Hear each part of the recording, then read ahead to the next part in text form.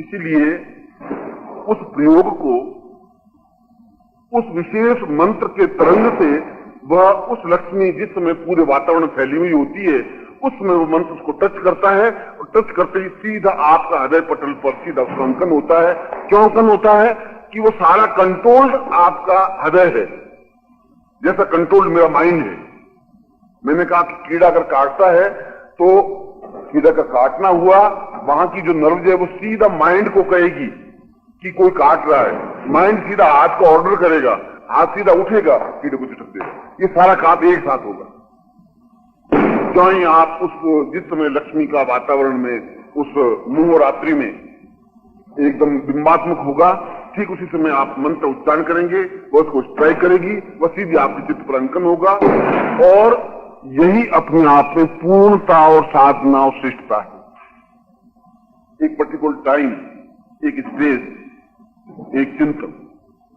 इसीलिए हमारे शास्त्रों में कहा गया है कि बिल्कुल सही समय पर मुहूर्त या सही मुहूर्त पर मंत्र प्रयोग करने से ही अनुकूलता प्राप्त हो सकती है। केवल मंत्र जाप करने से कुछ नहीं हो सकता, उसको हृदय में स्थापन करने की क्रिया जरूरी है। और हृदय में स्थापन तब होगा जब सामने वो बिंबात्मक होगी। रात्रि को 1 बजे मैं टेलीविजन नहीं देख सकता, क्योंकि उस बिंबात्मक वातावरण में है नहीं वो फ्रीक्वेंसी। मैं नहीं देख सकता, चाहे रेडियो खोल दो, गूंगू आवाज आएगी, वो चित्र नहीं आएगा। जिस समय वो चित्र वातावरण में हो उसी समय आ सकता है। इसीलिए ऐसे कई सैकड़ों लोग हैं जो श्री सूक्त के लाखों हजारों पाठ करते हैं, लक्ष्मी प्राप्त नहीं हो सकती। और सारी रात लक्ष्मी मंत्र जाप करते हैं, लक्ष्मी प्राप्त नहीं हो सकती। उनको क्रिया ज्ञान नहीं है, किस क्रिया से वह प्राप्त हो सकती है। और यदि हम प्राप्त करने की कोशिश करें तो चली जाती है। मान लो आए भी आपको 500 रुपए, 1000 रुपए कहीं से मिले भी तो खर्च हो जाएंगे। जो पूर्ण समृद्धि, मतलब बिल्कुल निश्चिंता की अब कुछ नहीं, आ रहा है तो ठीक आ रहा है, चला जा रहा है तो चला जा रहा है, 1 लाख 2 लाख चले भी गए तो फर्क नहीं पड़ा, 5 लाख आ गए तो मन में कुछ चिंतन नहीं। ऐसा जीवन में स्थिति आती है तब पूर्णता होती है। और पूर्णता होती है धन की, घर में पत्नी हो, सुख हो, शांति हो, सौभाग्य हो, ऐश्वर्य हो, स्वास्थ्य हो, प्रतिष्ठा हो। ये सब कुछ मिलकर के लक्ष्मी बनता है। केवल धन लक्ष्मी नहीं है, पैसा ही लक्ष्मी नहीं होता है। पैसा हो और घर में मतलब आपके कोई संतान ही नहीं हो, पुत्र नहीं हो, पत्नी नहीं हो, वो पैसा को काम करना। या घर में कलह हो, लड़ाई झगड़े हो, वो पैसा को कोई काम करना। पैसा हो और आपका इतना बीमार शरीर हो कि आप कुछ खा नहीं सके, उठ नहीं सके, वो पैसा को काम करना। और सब कुछ मिलकर के जो बिंब बनता है उसको लक्ष्मी कहते हैं। ऐसे लक्ष्मी को जो प्राप्त कर सकता है वह उस विशेष साधना को समझ करके ही कर सकता है। आज की रात्रि में वह बिंबात्मक लक्ष्मी का जो चिंतन है वो 12:40 से लगा करके 1:10 तक है, केवल 30 मिनट तक। उसी पर्टिकुलर टाइम में उस विशेष मंत्र को, क्योंकि उस विशेष मंत्र वह पर्टिकुलर होना चाहिए जो उसको टच कर सके, हर एक मंत्र वहां टच नहीं करेगा।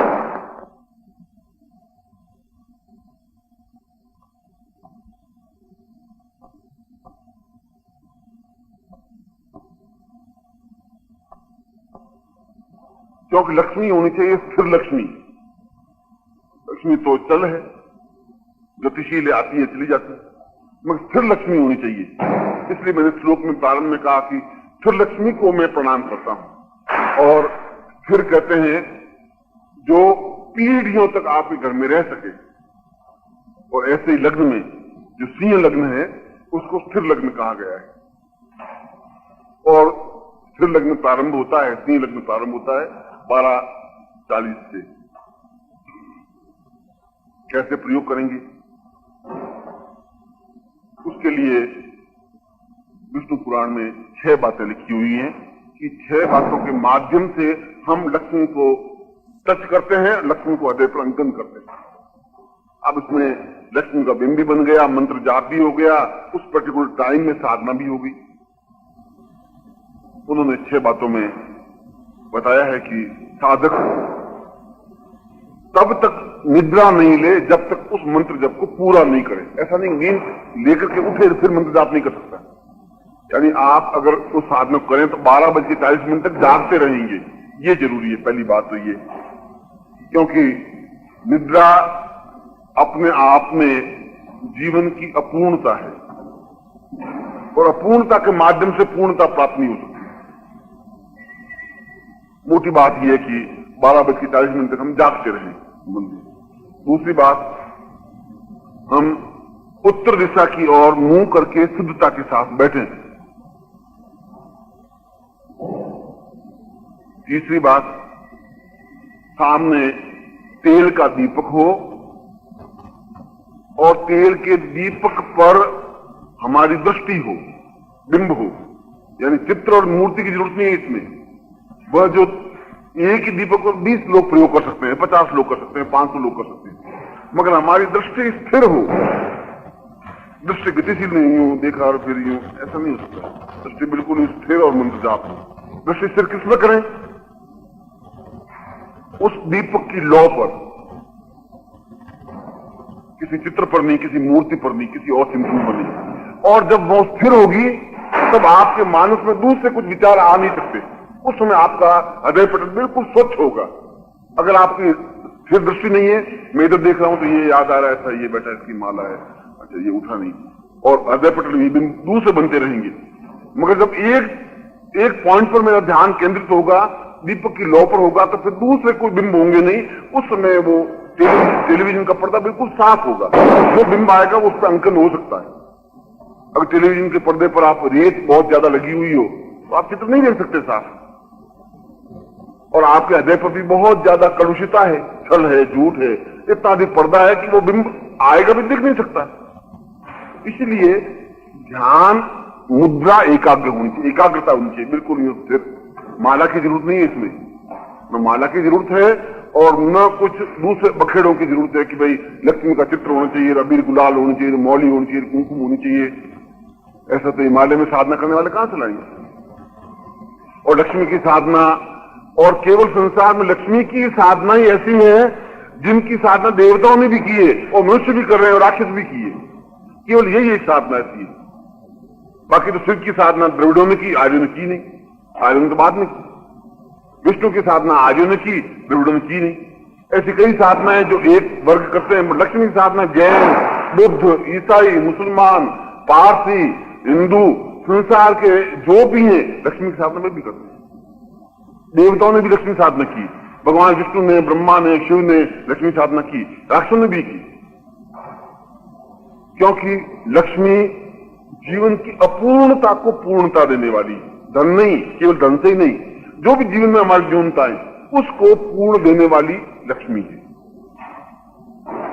इसलिए उसके लिए उस पर ध्यान बिल्कुल एकाग्र करते हुए,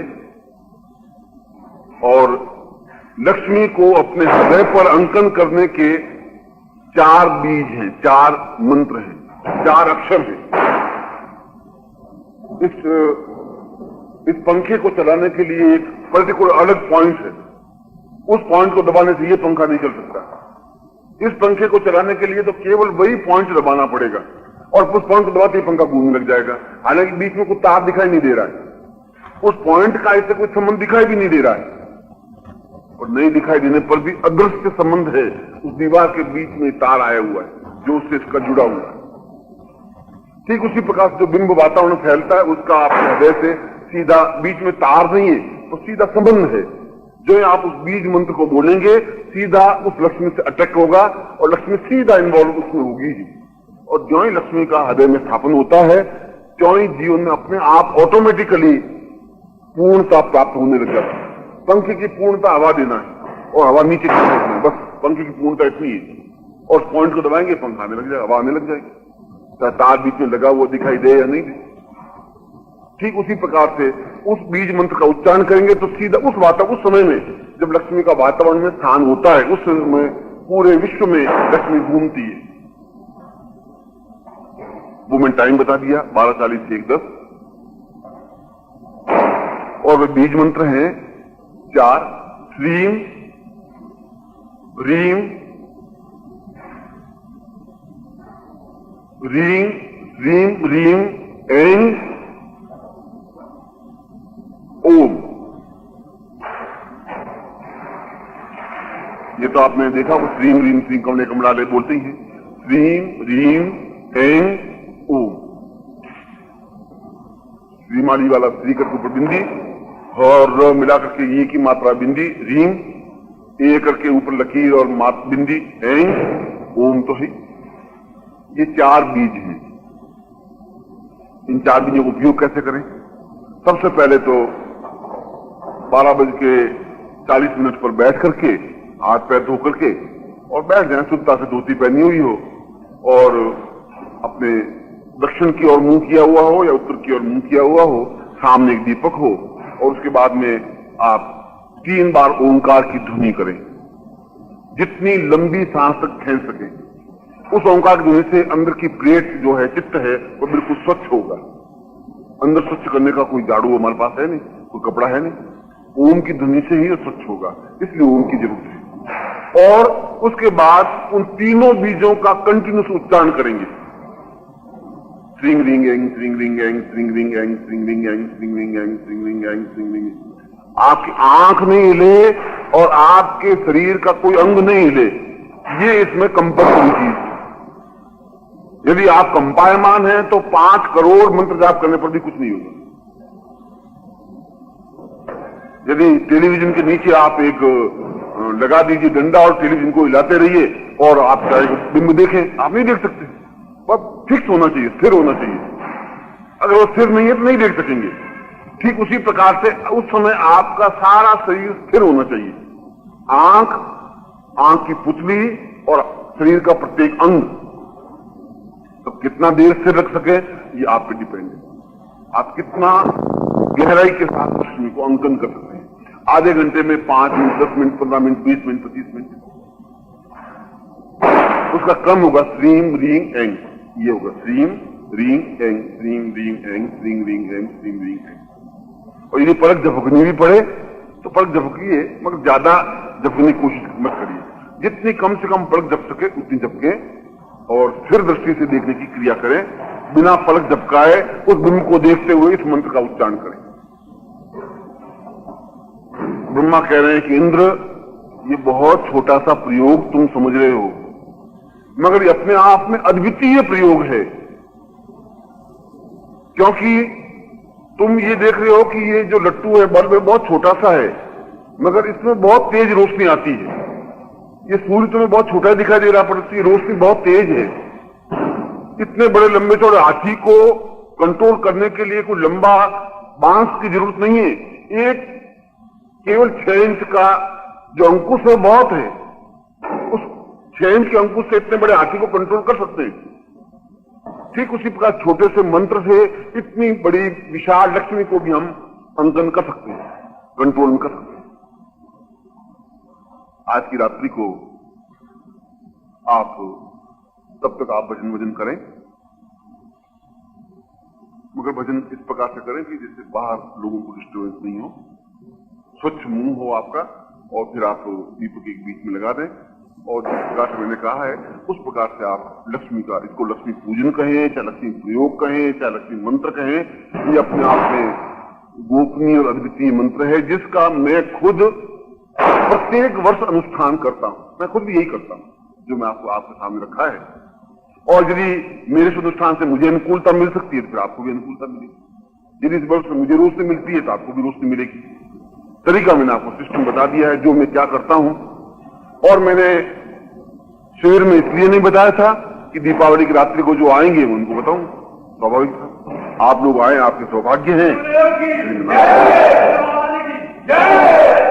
और ये प्रयोग आपके लिए और आपके परिवार के लिए, आप कोई इंडिविजुअल नहीं है, आपका आपकी माँ बाप भाई बहन संबंधी रिश्तेदार गुरु, इन सबको जुड़ करके आप बनते हैं।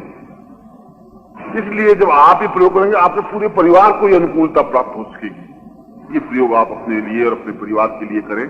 इसमें कोई संकल्प की, विनियोग की, अभी गुलाल मोहर चित्र कुछ जरूरत नहीं है, मगर अपने आप में एबनॉर्मल प्रयोग है, अद्वितीय प्रयोग है। इस प्रयोग को मैं भी संपन्न करूंगा ही, आप इस प्रयोग को संपन्न करें। और मैं आपको आशीर्वाद देता हूं कि इस रात्रि में आपको पूर्णता और सफलता प्राप्त हो और जीवन की सारी इच्छाएं आपकी पूर्णता हो, ऐसी मैं आपको आशीर्वाद देता हूं। गुरुदेव की जय, गुरु महाराज की जय, धर्मराज की जय।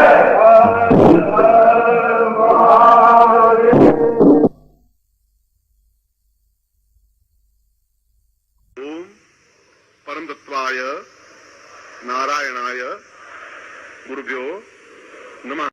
और ये अक्षय पात्रता आकस्मिक धन प्राप्ति का मंत्र है, जिसको आजकल के युग में लॉटरी कहते।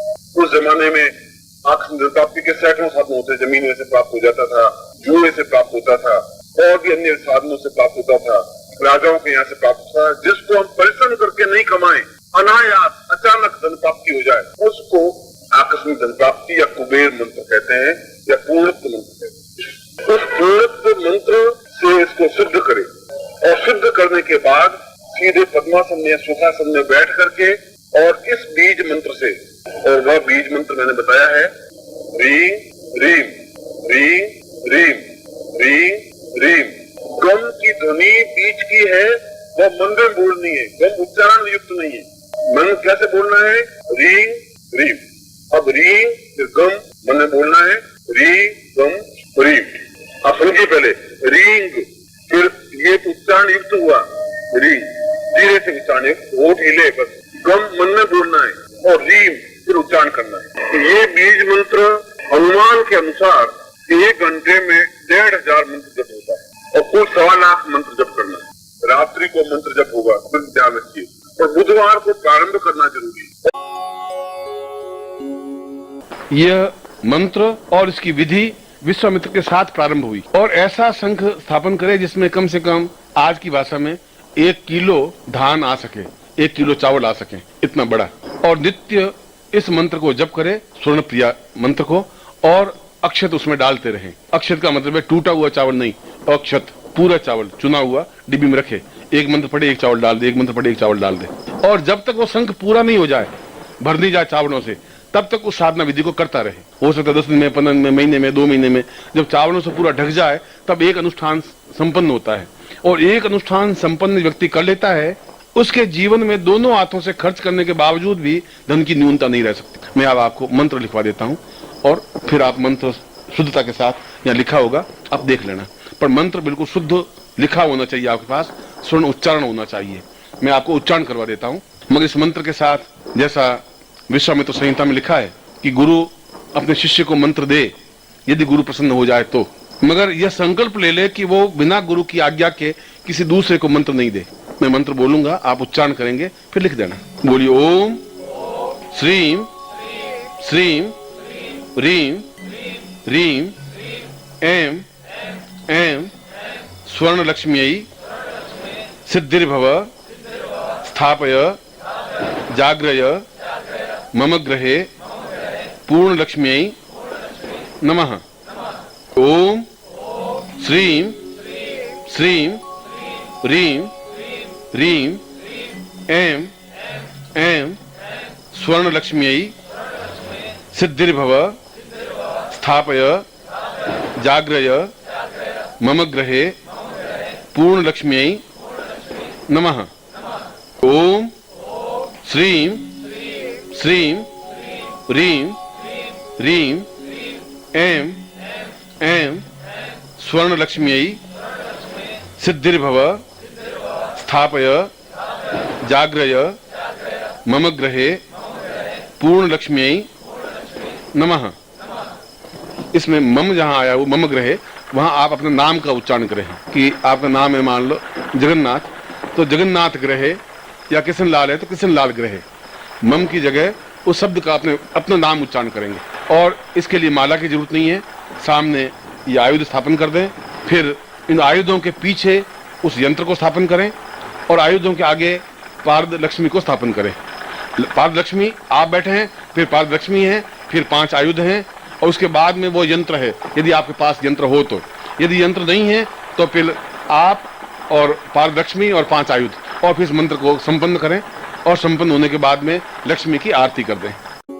इस स्तोत्र को नित्य यदि पाठ किया जाता है, उच्चारण किया जाता है, या नित्य इसको घर में बजाया जाता है, तो निश्चय ही घर में लक्ष्मी का आगमन होता है, स्थायित्व प्राप्ति होती है और जीवन में सुख, संपदा, ऐश्वर्य, भोग, विलास, संपन्नता और श्रेष्ठता उस साधक को प्राप्त होती ही है।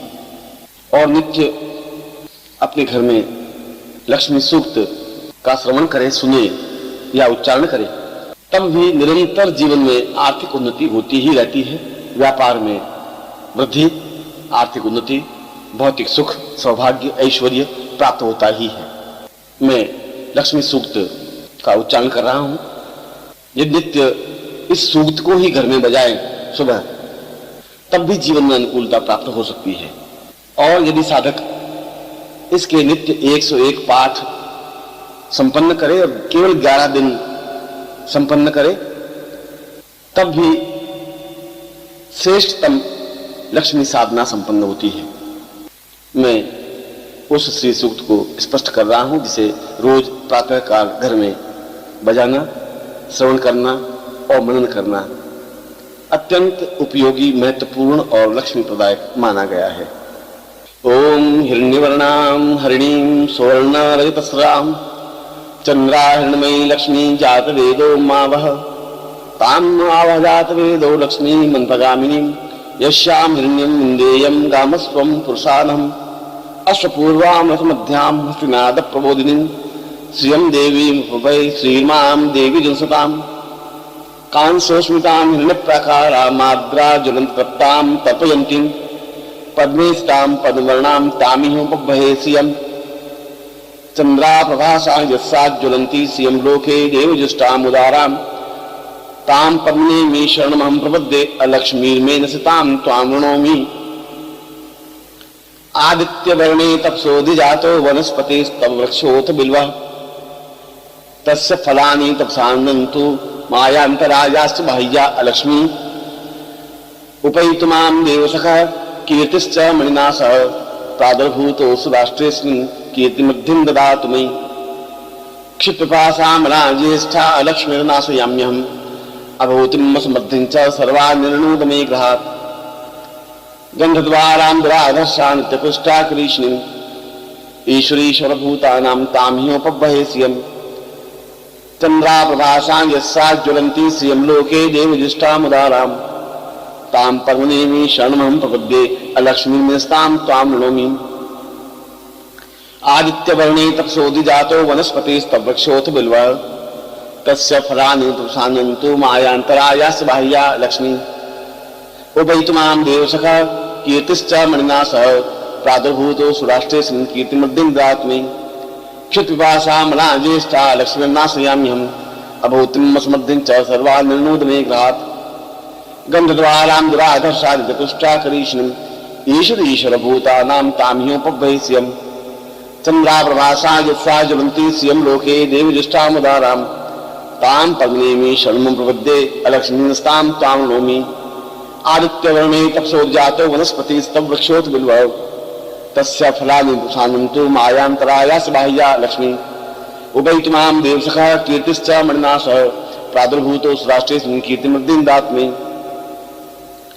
मनसः काममाकोतिं वाचा सत्यं सीमहि पशूनां रूपमनस्य मयि स काम्यसः श्रिये जातः श्रियं पूर्वं श्रियं देव वदाम्यहम् चिन्तयेत् भवतां पूर्णं पवित्रं पूर्वतां वरम् लक्ष्मी कपावदां पूर्वं सविते सवितां सुराः दीर्घो वैश्यामनं लक्ष्मी धान्यलक्ष्मी वसं प्रियः कीर्तिश्च मणिभ्रां पूर्वं सचिन्त्यं वदां पुरः सूर्यं प्रकाशबिन्दुश्च पूर्वौ शब्दां सदैवदः आतिर्पूर्वतां पूर्वाचिन्त्यं सा सवितां पुरः देवीश्च देव्यै सहिते पूर्वविद्युन्मावदः आप सृजन्तु पूर्वासां दीर्घस्यां भवतां प्रभो चैतन्यं लक्ष्मीतां पूर्व सर्वसिद्धिप्रदायकम् धनं धान्यं धरा हर्म्यं कीर्ति आयुर्सप्रियम् दुर्गान्नः पुत्रा महालक्ष्मी प्रेक्षमे धनं लक्ष्मी महालक्ष्मी धान्यलक्ष्मी महीयच कीर्तिलक्ष्मी महायच्च महालक्ष्मी प्रेक्षमे पुत्र पौत्र महालक्ष्मी आविद्यां भवतं प्रियं देवज्ञां देवतां पूर्वं महालक्ष्मी प्रेक्षमे सवितां सहितं सर्वे यदा विन्दो महे प्रियं पूर्णतां देवतां तुल्यं महालक्ष्मी प्रेक्षमे आवाहनम न जानामि विसर्जनम पूजा न चैव न जानामि क्षमस्व परमेश्वरी मंत्रहीनम क्रियाहीनम भक्तिहीनम सुरेश्वरी यद पूजितम मया देवी परिपूर्णम तदस्तु मे। इस स्तोत्र को नित्य यदि पाठ किया जाता है, उच्चारण किया जाता है या नित्य इसको घर में बजाया जाता है तो निश्चय ही घर में लक्ष्मी का आगमन होता है, स्थायित्व प्राप्ति होती है और जीवन में सुख संपदा ऐश्वर्य भोग विलास संपन्नता और श्रेष्ठता उस साधक को प्राप्त होती ही है। इसीलिए तो जीवन में भगवती महालक्ष्मी की साधना को जीवन की सर्वश्रेष्ठ साधना कही गई है और भगवती महालक्ष्मी संपूर्णता के साथ आप लोगों को, साधकों को, श्रोताओं को प्राप्त हो, मैं ऐसा ही आशीर्वाद